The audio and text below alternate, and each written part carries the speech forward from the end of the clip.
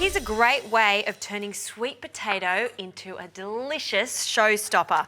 I'm going to cook the sweet potato with caramelized onions and turn it into an upside down gratin. I know, sounds crazy, but it is super delicious and it's a great way of making sweet potato really fun.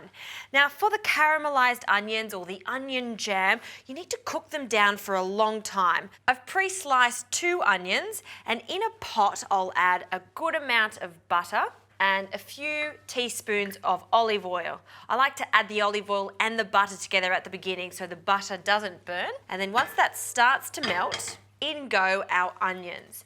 Now these need to become really soft. Once they cook down, they become incredibly sweet, and that's what we're looking for. So the key is to start it on a medium heat, turn it up slowly. Once it starts to sizzle, turn it down, and then we're going to cook them until they really collapse. So there's only about 3/4 of a cup of onions left.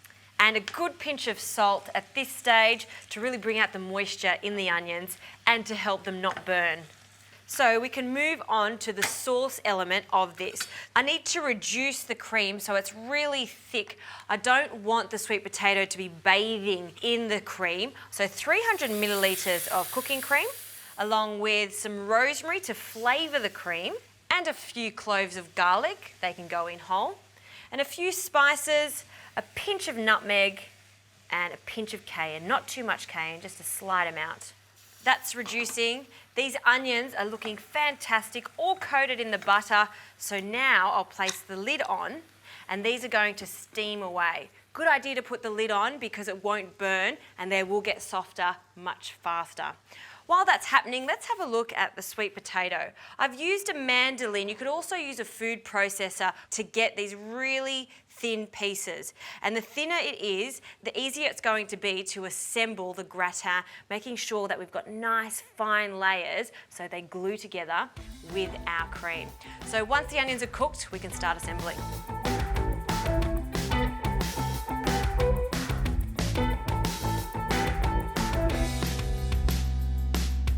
Now the onions have collapsed completely. They're jammy, they're absolutely perfect. So we can start assembling this gratin. I like to add the onions first. They don't need to cool down completely. We'll start with a few tablespoons on the base and spread it out.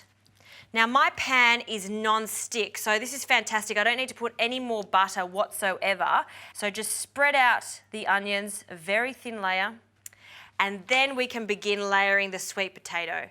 I'm using sweet potato, but you can absolutely use classic potatoes, or the combination of sweet potato and classic potato is such a treat. And this can be done ahead of time. So if you've got people coming over for a dinner party, this is a great side to have with a roast. You can see that I'm just starting around the edges of my pan and I'm doing sort of a rose-like shape.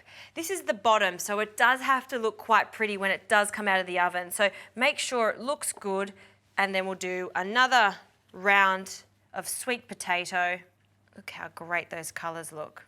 Now once we've done that and covered the base completely, press down on it, and then I'll add a drizzle of our cream that's thickened up, a light drizzle. Like I said, I don't want this to be a gratin swimming in cream. I don't like that. I want it to be almost like a glue.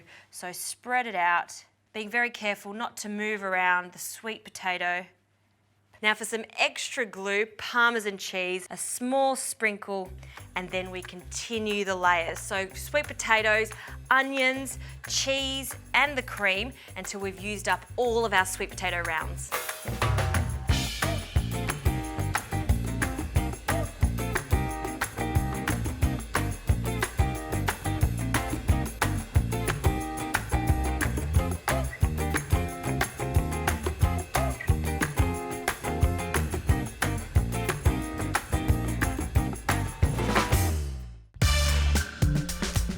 Now I've just put a little bit more cream, and then finally I'll finish off with just a small amount of that Parmesan cheese.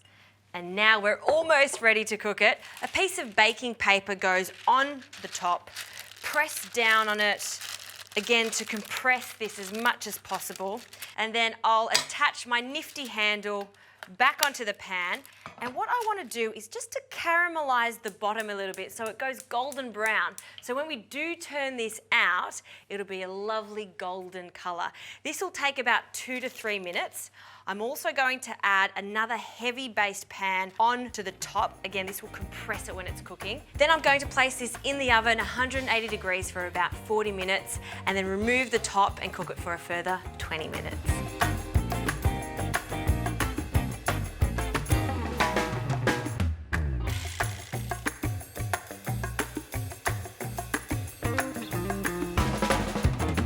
Now that the gratin has cooled down slightly so it's easy to handle, I'm going to place a plate on top. And of course you could just serve this in the pan as is, but I feel like I should be quite daring today. So I'm going to flip it.